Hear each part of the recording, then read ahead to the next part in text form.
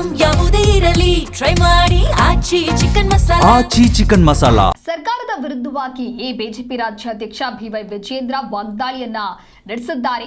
ರೈತರು ಭೂಮಿ ಕೊಡುವುದಿಲ್ಲ ಅಂತ ಹೇಳ್ತಾ ಇದ್ದಾರೆ. ಆದರೂ ಕೂಡ ಒತ್ತಾಯಪೂರ್ವಕವಾಗಿ ರೈತರ ಭೂಮಿಯ ಕಸಿಯುವಂತಹ ಕೆಲಸ ಆಗ್ತಾ ಇದೆ.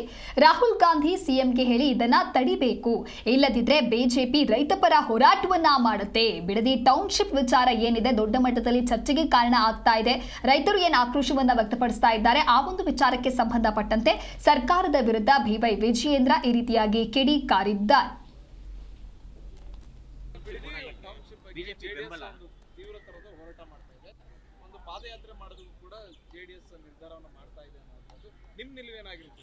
ಭಾರತೀಯ ಜನತಾ ಪಾರ್ಟಿ ನಮ್ಮ ನಿಲುವು ಸ್ಪಷ್ಟವಾಗಿದೆ.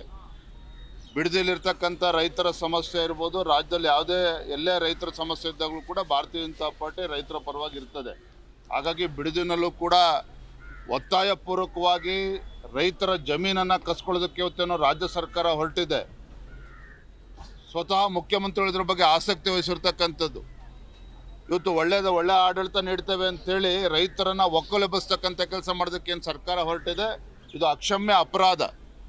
100% 100% ರೈತರು ನಾವು ಯಾವುದೇ ಕಾರಣಕ್ಕೂ ನಮ್ಮ ಜಮೀನನ್ನು ಯಾವುದೇ ಒಂದು ಟೌನ್ಶಿಪ್ಗಾಗಲಿ ಮತ್ತೊಂದು ಕಾಲ ಬಿಡ್ಕೊಡೋದಿಲ್ಲ ಅಂತ ಹೇಳಿದಂಥ ಸಂದರ್ಭದಲ್ಲಿ ನಾನು ಆ ಪಕ್ಷದ ರಾಹುಲ್ ಗಾಂಧಿಯವರಿದ್ದಾರೆ ವಿಪಕ್ಷ ನಾಯಕರು, ನಾನು ಆಗ್ರಹ ಪಡಿಸ್ತೇನೆ, ನೀವಾದರೂ ಕೂಡ ನಿಮ್ಮ ಸರ್ಕಾರ ನಿಮ್ಮ ಮುಖ್ಯಮಂತ್ರಿಗಳ ಮೇಲೆ ಒತ್ತಡವನ್ನು ಹೇರಿ ಇವತ್ತು ರೈತರನ್ನ ಒಕ್ಕಲೆಬ್ಸೋದಕ್ಕೆ ಹೊರಟಿದ್ದಾರೆ ಮಾನ್ಯ ಮುಖ್ಯಮಂತ್ರಿಗಳು ಕಾಂಗ್ರೆಸ್ ಸರ್ಕಾರ, ಅದು ತಡೆಯುವಂಥ ಕೆಲಸ ಮಾಡಬೇಕು ಅನ್ನುವ ಆಗ್ರಹವನ್ನು ಮಾಡ್ತಾ ಇದ್ದೇನೆ. ಇಲ್ಲ ಅಂತ ಹೇಳಿದ್ರೆ ಭಾರತೀಯ ಜನತಾ ಪಾರ್ಟಿಯು ಕೂಡ ರೈತರ ಪರವಾಗಿ ಉಗ್ರ ಹೋರಾಟವನ್ನು ಮಾಡ್ತೇವೆ ಅನ್ನೋದನ್ನು ಕೂಡ